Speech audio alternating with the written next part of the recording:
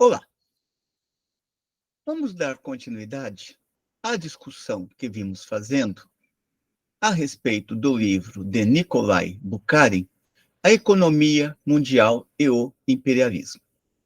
Entramos na sessão de hoje na parte 3 do referido estudo, parte esta que começa com o capítulo 9, intitulado O Imperialismo, Categoria Histórica.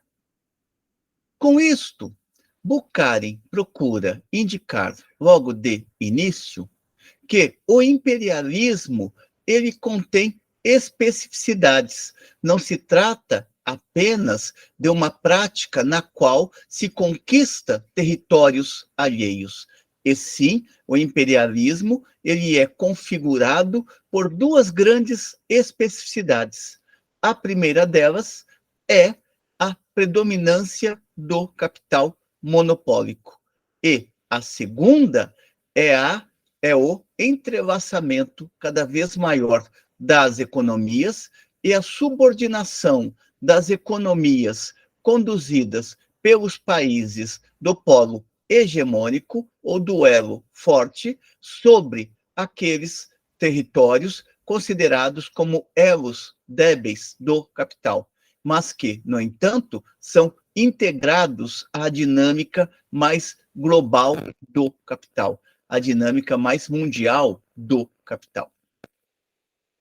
Bukharin, neste capítulo 9, começa observando que a política imperialista só marca sua aparição em determinado nível do desenvolvimento histórico. Nesse momento, inúmeras contradições do capitalismo entrelaçam-se num feixe único que se desata, por certo tempo, por meio da guerra, para reconstituir-se na fase seguinte de forma ainda mais sólida. Portanto, a guerra se apresenta não como a finalidade desta expansão do capital, e sim como um meio utilizado pelo capital a fim de conquistar a predominância em determinadas regiões ou mesmo dominar o mercado mundial. Lógico que a guerra ela vai ser fundamentalmente uma guerra imperialista no sentido de que é conduzida pelas nações do elo débil em torno do mundo, se necessário for, ou mesmo procurando uma nação derrotar a outra que pode ser a sua concorrente no mercado mundial ou mesmo no predomínio da economia mundial. Prossegue ele observando que a política e a ideologia das classes dirigentes que surgem nesta fase de desenvolvimento devem ser caracterizadas a partir daí como um fenômeno específico. Por outras palavras, não se trata apenas da guerra como um fenômeno do imperialismo, mas também emerge no período imperialista uma ideologia específica. Uma das ideologias que emerge neste período, como será analisado por Bukharin neste capítulo, é a ideologia das raças. Inicialmente, observa Bukharin, duas pretensas teorias do imperialismo são hoje preponderantes. Hoje, a época em que ele estava desenvolvendo este estudo. Duas pretensas teorias do imperialismo são hoje preponderantes. Uma vê na moderna política de conquista uma luta de raças, raça eslava, raça teutônica, segundo pertençam a tal ou qual grupo. Atribuem-se a essas raças todas as taras ou todas as virtudes. Essa teoria mantém-se até hoje com a persistência de um preconceito e encontra uma terra fértil no desenvolvimento do sentimento nacional das classes diretamente interessadas em explorar as sobrevivências das velhas formações psicológicas no interesse da organização do Estado do capital financeiro.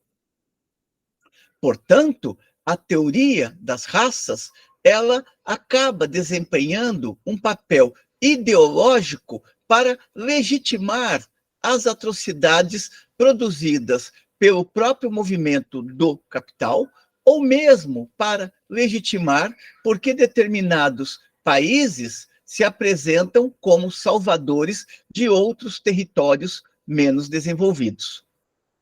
É importante observar também, como faz Bukharin na nota de rodapé, que quando se fala do imperialismo, ou quando ele está falando do imperialismo, ele está interpretando o imperialismo, sobretudo, como uma política do capital financeiro. Observa Bukharin. Pode-se, entretanto, falar do imperialismo entendendo-o como ideologia. O mesmo se passa com o liberalismo, que, de um lado, constitui a política do capital industrial, que é a livre troca, etc., mas designa, ao mesmo tempo, toda uma ideologia, liberdade individual, etc.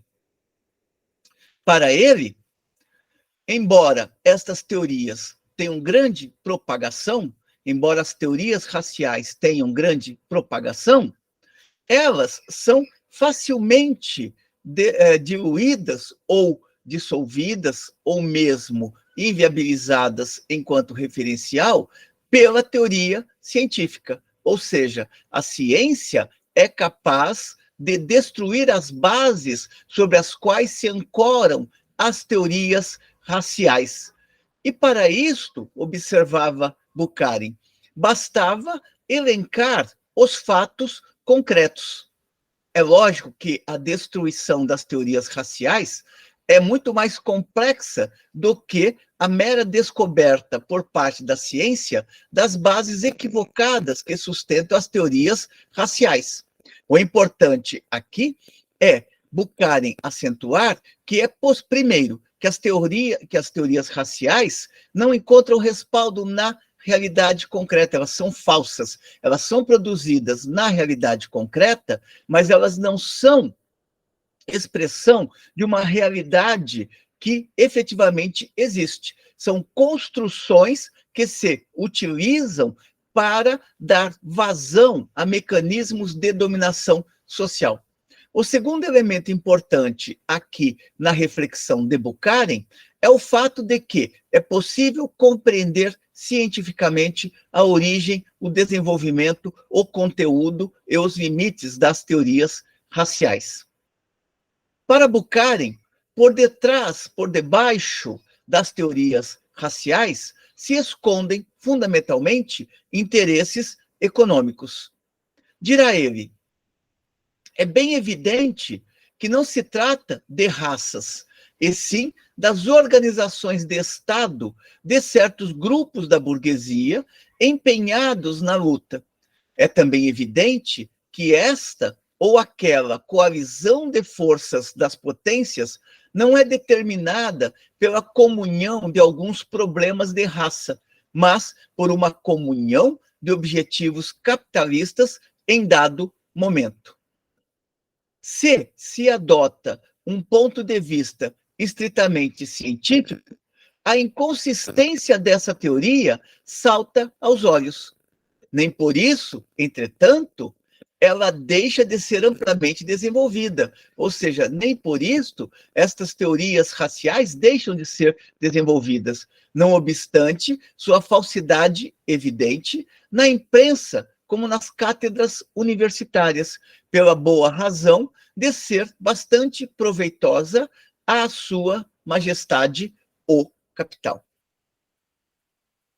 Ainda focado na questão da teoria das raças e como estas são apenas mecanismos ou campo ideológico para referendar o predomínio do capital em determinados setores da vida social, ou mesmo subjugar determinadas nações a outras, observa Bukharin. Esta teoria ela, no fundo, está ancorada em interesses de classe das camadas sociais que se intitulam superiores e que procuram transformar estas teorias como válidas universalmente.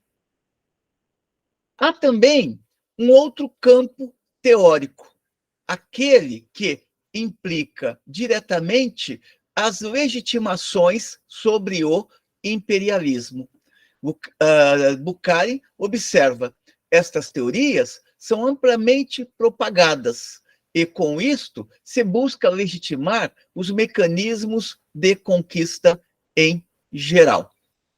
No entanto, essas teorias, elas têm por base o fato de serem sempre falsas, uma vez que elas não traduzem efetivamente a estrutura concreta da realidade. São apenas mecanismos para legitimar determinadas formas de intervenção econômica no interior da realidade. Portanto, uma análise científica revela que estas teorias, sejam elas as teorias das raças ou as teorias que buscam legitimar o imperialismo, não explicam coisa alguma. Prossegue Bukharin, observando que qualquer política das classes dominantes, política propriamente dita, política militar, política econômica, tem uma função claramente definida. Desenvolvendo-se no terreno de um modo de produção dado, ela serve de instrumento para a reprodução simples e ampliada de determinado tipo de relações de produção. A política dos senhores feudais consolida e desdobra as relações feudais de produção. A política do capital comercial amplia a esfera da dominação do capitalismo comercial. A política do capitalismo financeiro reproduz, em medida ampliada, a base de produção do capital financeiro. O mesmo é possível de se dizer com relação à guerra. Na verdade, a guerra, ela se apresenta como um meio de reprodução de certas relações sociais de produção. Não apenas de reprodução de determinadas relações sociais, mas também de reprodução ampliada destas relações. É à luz do econômico que se deve compreender efetivamente a guerra como alternativa conduzida por determinados territórios nacionais.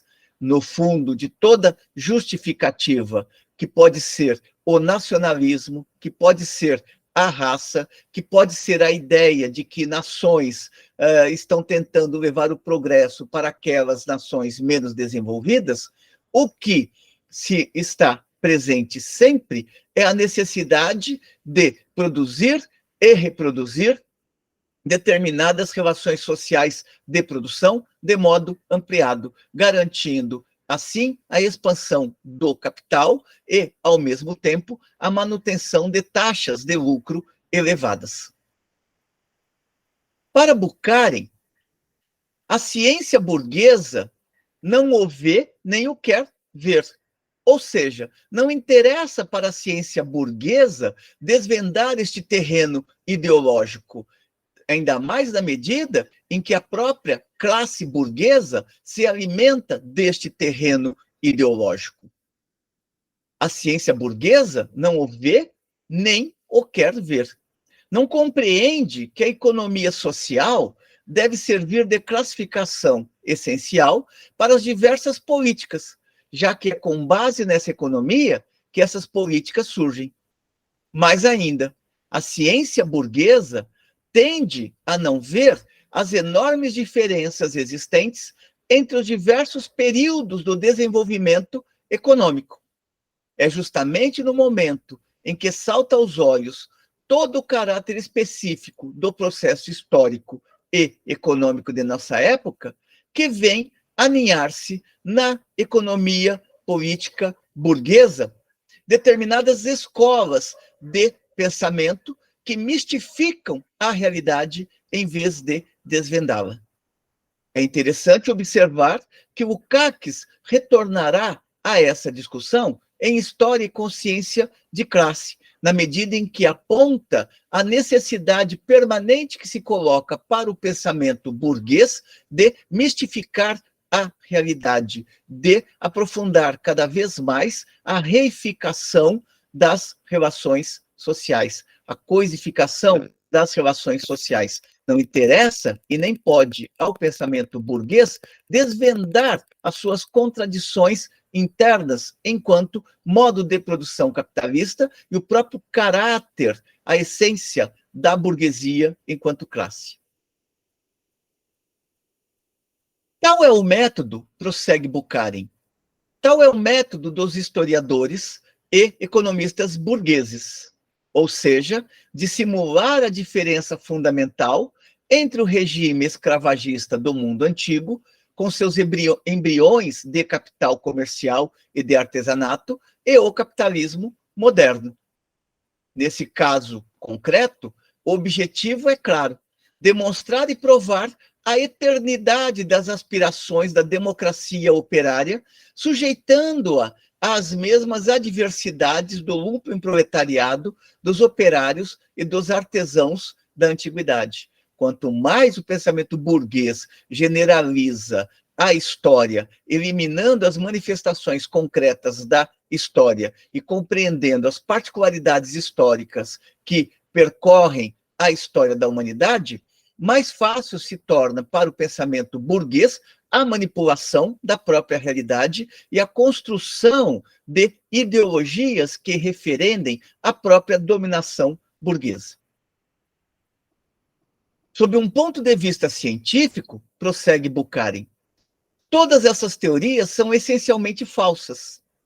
Se se quer compreender teoricamente uma fase qualquer da evolução, portanto, do desenvolvimento histórico-social, é necessário assimilá-la dentro de suas particularidades, de seus traços distintivos, das condições específicas inerentes a ela e somente a ela. Quem vir a gênese do capital no tacape do selvagem ou definir o capital como um modo de produção em geral, jamais estará em condição de penetrar no sentido das tendências do desenvolvimento capitalista e de englobá-las dentro de uma concepção teórica única. Igualmente, prossegue ele, o historiador ou o economista que colocasse no mesmo plano a estrutura do capitalismo moderno, isto é, as modernas relações de produção, e os múltiplos tipos de relações de produção que conduziram às guerras de conquista, nada teria compreendido quanto ao desenvolvimento da economia mundial contemporânea. Desse modo, observa ele, é necessário pôr à parte e analisar o que há de específico, de distintivo em nossa época. Tal foi o método de Marx, e tal deve ser a maneira própria de um marxista de abordar a análise do imperialismo. Neste sentido, conclui ele, não é possível contentar-nos com definições como política de conquista, política de expansão, política de violência e outras, ou seja, com argumentações abstratas e genéricas. É indispensável analisar a base sobre a qual se desenvolve essa política, a cujo desenvolvimento ela está destinada. Definimos, antes, o imperialismo como a política do capital financeiro. Com isso, torna-se clara sua função. Essa política é o agente da estrutura financeira capitalista e subordina o mundo ao domínio do capital financeiro. Ela substitui as antigas relações de produção pré-capitalistas ou capitalistas pelas relações de produção próprias do capital financeiro. Desse modo, continua ele, assim como o capitalismo constitui uma época historicamente limitada, característica apenas dos últimos decênios, também o imperialismo, política do capitalismo financeiro, representa uma categoria especificamente histórica. Aqui é importantíssimo, porque Bukharin está remetendo a uma questão metodológica fundamental, ou seja, sair das grandes abstrações, das grandes generalizações, para a necessidade de analisar a estrutura concreta da sociedade em um determinado momento do seu desenvolvimento. Ele poderia simplesmente falar que o capitalismo já estava dominando há décadas, desde o declínio definitivo das sociedades feudais, ou das organizações feudais. No entanto, ele está mostrando que cada fase de desenvolvimento do capital contém particularidades e que, portanto, a fase monopólica também contém as suas, e que é necessário analisar estas particularidades à luz da dimensão assumida pelo capital e da conformação assumida pelo capital, ou seja, a sua conformação enquanto capital financeiro. Um dos traços que não podem ser desconsiderados neste sentido, e dentro da análise das particularidades, é o fato de que o imperialismo é uma política de conquista.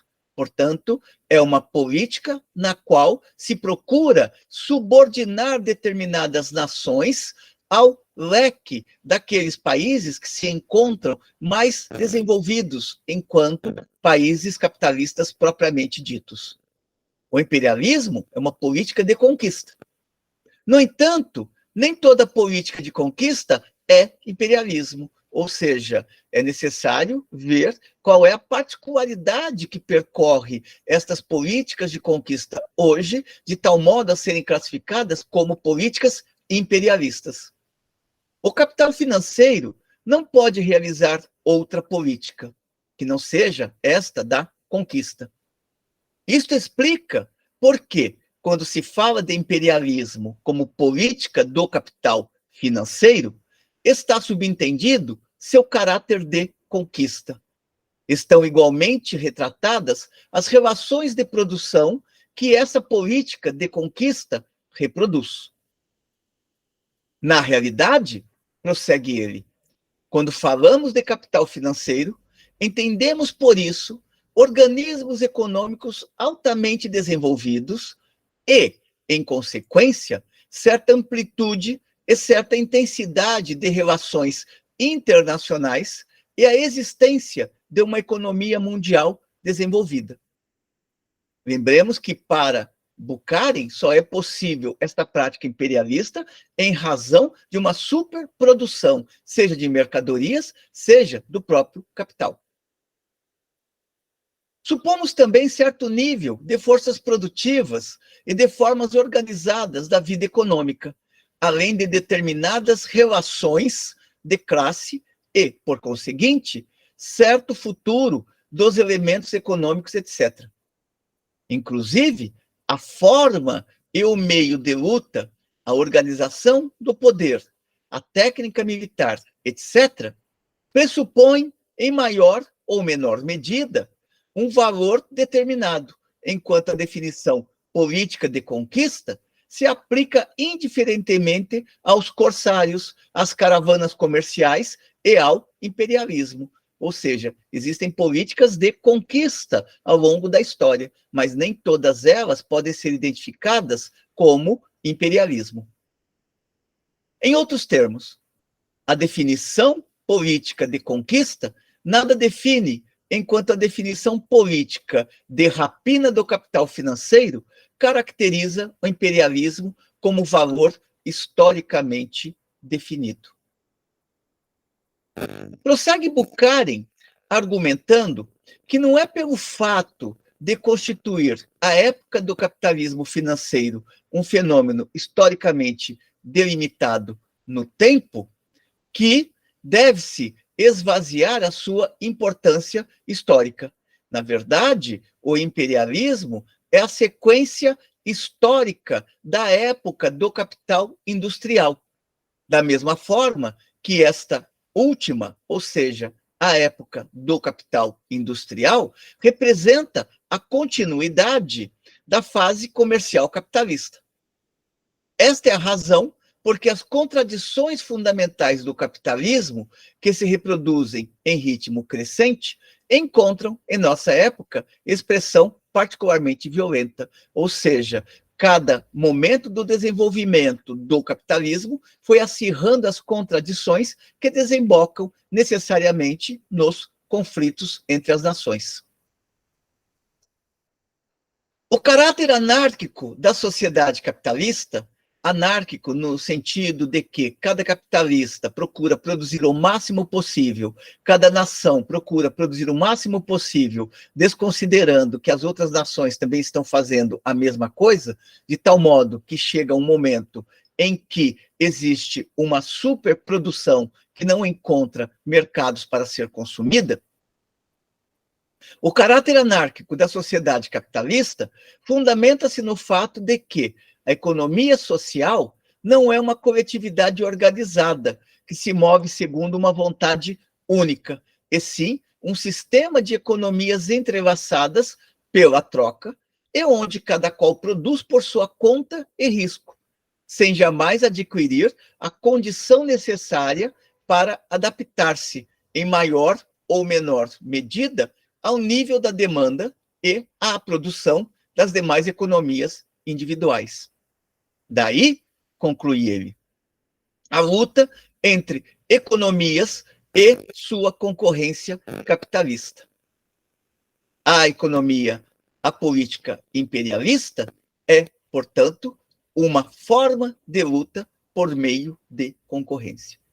Com estas considerações, Bukharin encerra este 9º capítulo do seu estudo, A Economia Mundial e o Imperialismo. Trabalhamos aqui o primeiro capítulo da parte 3, o capítulo 9, que se intitula O Imperialismo, Categoria Histórica. Espero que tenham gostado da discussão. Como sempre, encaminhem suas considerações positivas ou negativas, divulguem o nosso canal e, se gostarem dos vídeos, divulguem igualmente os vídeos. Sempre há um vídeo que é mais de preferência de quem o assistiu do que outros vídeos. De nossa parte, continuaremos aqui resgatando estes textos importantíssimos para compreender o mundo contemporâneo, as relações sociais no mundo moderno e em defesa da sociologia e do pensamento crítico. Até uma próxima.